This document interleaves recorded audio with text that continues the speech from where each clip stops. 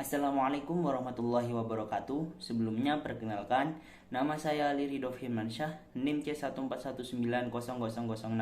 Nah, pada video kali ini saya akan mereview materi praktikum fisiologi dan reproduksi organisme akuatik pertemuan 2 sampai pertemuan 11. Nah, bagaimana selanjutnya? Kita simak video selanjutnya. Ini saya menggunakan ikan lele betina, yang mana pada ikan lele betina tersebut terdapat 3 lubang. Yang pertama itu lubang anus, terus lubang pengeluaran telur, dan lubang urin. Nah, bisa kalau semisal lubang pada ikan lele tersebut 3 itu betina, sedangkan kalau 2 itu jantan. Lanjut ke organ reproduksi, di mana pada organ reproduksi sendiri untuk mengetahui gonad pada ikan tersebut. Nah, sebelum mengetahui gonad tersebut, kita harus bedah ikan terlebih dahulu untuk mengetahui gonad tersebut. Nah, gonad pada ikan itu dibagi menjadi 2, yaitu ovarium dan testis. Nah, sedangkan saya menggunakan ikan lele betina, yang mana ikan lele betina ini menghasilkan sel telur. Selanjutnya, perkembangan gonad, yang mana pada perkembangan gonad ini dilihat dari morfologi dan histologi. Untuk morfologi sendiri itu bisa dilihat di laboratorium dan lapangan, sedangkan histologi sendiri hanya bisa dilihat di laboratorium. Nah, untuk tingkat kematangan gonad sendiri itu ada 5 tahap, sedangkan pada ikan lele betina ini sudah memasuki tingkat kematangan gonad ke 4 tahap. Diameter telur dan fekunditas, yang mana diameter telur sendiri adalah garis tengah atau ukuran panjang dari suatu telur yang diukur dengan mikrometer berskala yang sudah tertera. Sebaran garis tengah telur akan semakin besar seiring dengan perkembangan gonad. Nah, untuk faktor yang mempengaruhi besar kecilnya diameter telur disebabkan adanya perbedaan kandungan nutrien di dalam telur, yaitu vitamin E. Untuk perhitungan fekunditas sendiri, yaitu menggunakan rumus F sama dengan BG dibagi BS dikali FS, yang mana F sendiri jumlah seluruh telur, FS jumlah telur sebagian gonad, BG bobot seluruh gonad, BS bobot sebagian kecil gonad.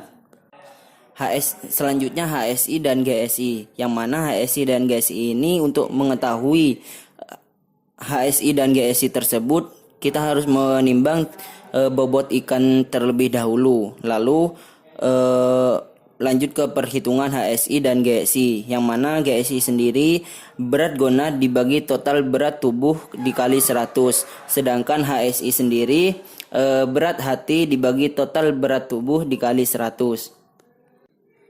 Nilai GSI dapat diukur berdasarkan perbandingan bobot gonad dengan bobot tubuh somatik dalam persen. Pengukuran nilai GSI digunakan untuk dapat menentukan stadia kematangan gonad dengan melihat hubungan pertumbuhan somatik dan perkembangan gonadnya. Selanjutnya masuk ke induksi hormon, yang mana pada induksi hormon ini kita hanya menjelaskan tentang hipofisa, yang mana pada ikan lele tersebut terdapat hipofisa di bagian bawah otak ikan lele. Penyuntikan PMSG dapat mempercepat pertumbuhan oosit baru dan meningkatkan frekuensi pemijahan pada ikan torsoro. Selanjutnya masuk ke sek reversal dan acetokarmin, yang mana sek reversal sendiri merupakan suatu teknik pengarahan diferensiasi kelamin untuk mengubah jenis kelamin secara buatan. Nah, sek reversal sendiri menggunakan metode perendaman dan ditambah 17 alfa metil testosteron, yang mana pada sek reversal ini untuk mengubah jenis kelamin. Untuk mengetahui kelamin pada ikan tersebut, kita harus bedah ikan terlebih dahulu untuk diambil gonadnya, lalu gonad tersebut dicacah, lalu diberikan acetokarmin, yang mana acetokarmin sendiri berfungsi untuk memberi warna kepada gonad tersebut. Lalu kita amati di preparat, lalu kita amati ke mikroskop. Teknik bioassay.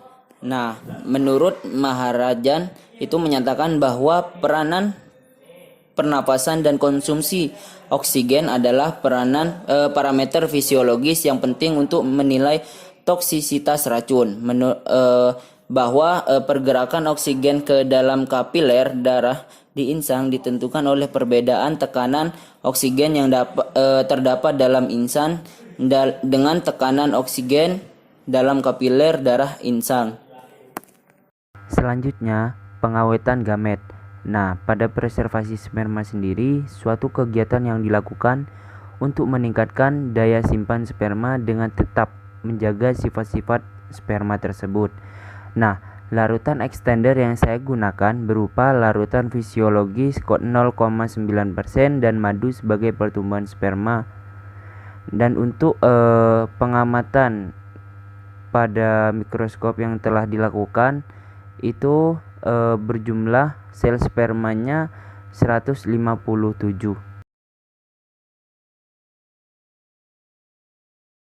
Nah, sekian video kali ini. Semoga bermanfaat bagi yang menonton. Apabila ada kesalahan, saya mohon maaf sebesar-besarnya. Wassalamualaikum warahmatullahi wabarakatuh.